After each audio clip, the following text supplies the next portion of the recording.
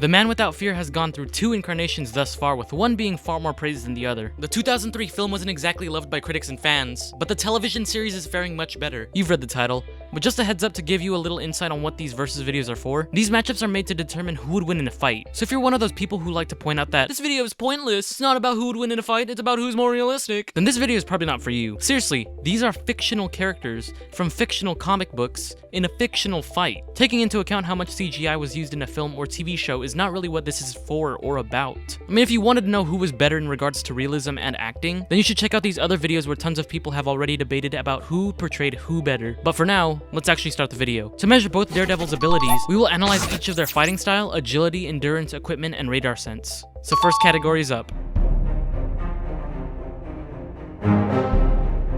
Now, I usually like to include strength as a category, but there really is no defining feature that shows one interpretation being stronger than the other. They both appear to be about the same in terms of pure strength, but fighting style is a different story. Throughout the 2003 film, Daredevil is shown to be able to easily take down multiple foes armed with guns. He has mastery over the use of his special cane. But while Affleck's version does show he can do 1 or 2 flips, Charlie Cox's version displays the use of a combination of boxing, a Filipino martial art called Kali, which most of you probably know as Eskrima or Arnis, and Wing Chun. This unique style can be seen being utilized in the famous one-take hallway scene from Daredevil episode 2 of season 1. Yes, the 2003 Daredevil was able to take down several bad guys at once, but the Netflix's one did as well, but with his hands tied down.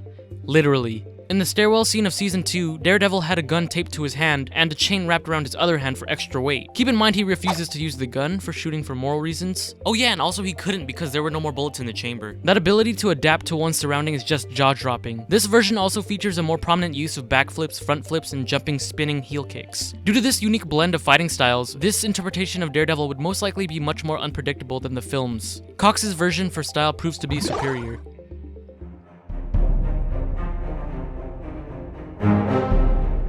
Now, if you watch those clips that I showed you again, you'll notice that Affleck's situations are much more fast-paced. I'm well aware that the Netflix's version does have peak human level agility, but Affleck's is just ridiculous. That isn't even an exaggeration either. I mean, look at this. I mean, what the hell is this? He front flipped across a 15-foot gap. The CGI doesn't really hold up well. I mean, seriously, dude looks like he's made out of rubber, but he is quicker compared to the Netflix's character, which is weird since he doesn't use his superhuman agility as much in combat. I mean, you can jump across a 100-foot gap between buildings or front flip across rooms, but doing a flip kick is out of the realm of possibility. Regardless, Affleck gets the point here.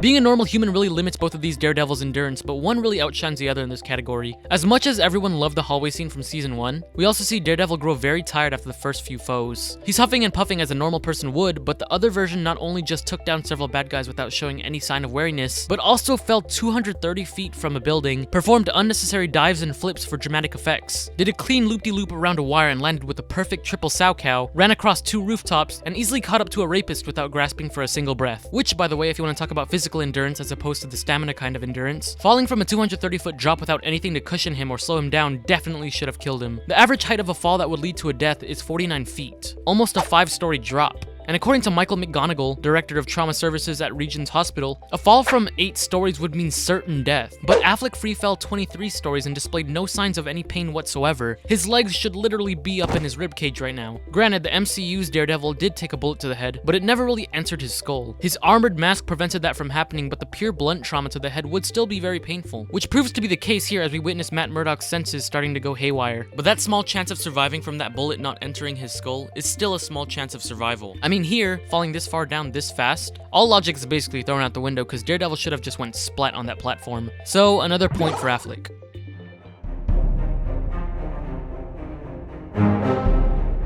Really, the only equipment the 2 Daredevils have are the suit itself and the Billy Club. So let's see what both of these 2 interpretations have to offer. The 2003 film's version performs much like Batman's Batclaw, where Daredevil can use it to grapple onto ledges. And so does, or would, the Netflix one. Though we haven't seen Charlie Cox's Daredevil use it as a grappling hook yet, at the end of season 2 of the show, Melvin Potter stated that it could be used as one. He not only said that, but also gave us some further insight on what materials were used to make the Man Without Fear's suit. He has a fortified carbon tube helmet, which Potter claimed was quote-unquote damn near indestructible. Along with this, he was given reinforced reinforced alloy gloves, and a red and black suit, where black is the most protected and the red could potentially deflect blades, depending on the angle. This new costume provided a much needed upgrade for protection while not sacrificing the needed flexibility. In the 2003 film, we see Elektra's sai easily cut through Matt's spandex-like leather suit. This costume seems to offer no amount of extra protection from blades, unlike the TV show's version, where wearing that costume might have stood a better chance against Elektra's blades. And in investigating each Daredevil's billy club, we aren't really told what it's made out of in the film, but in the television series it has steel fiber composite cables, just throwing that out there. So Charlie Cox's Daredevil has an indestructible helmet, protective body armor, and reinforced alloy gloves, while Ben Affleck's interpretation has pretty much leather everything.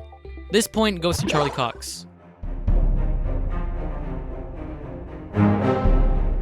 Stan Lee has stated once that Daredevil's radar sense is stronger than Spidey's spider sense, but whose among these two is superior? Both versions have advanced forms of echolocation, which is formed by their enhanced hearing. They look very different from each other though, with the film's take looking more like the detective vision found in the Arkham games, whereas the show conveys a more world on fire approach.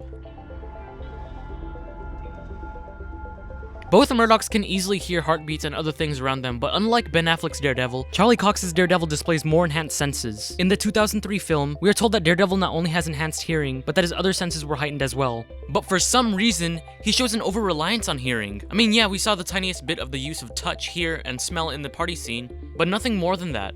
The MCU's Daredevil, however, shows much more. He was able to smell stale cigarettes 3 floors above him, was able to tell Claire was wounded by tasting the copper from her blood in the air, and feel the temperature change around him when Vladimir's blood spilled from a gunshot wound. How do you even physically taste copper in the air? Without a doubt, Charlie Cox takes the radar sense section.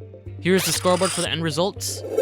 This versus matchup was actually a very close call, and despite the hate the film gets, the Daredevil in that movie would put up a great challenge against the new MCU's incarnation. But with the amount of skill and techniques he uses, this new Daredevil has much more up his sleeve. The winner for this versus video is Charlie Cox's Daredevil.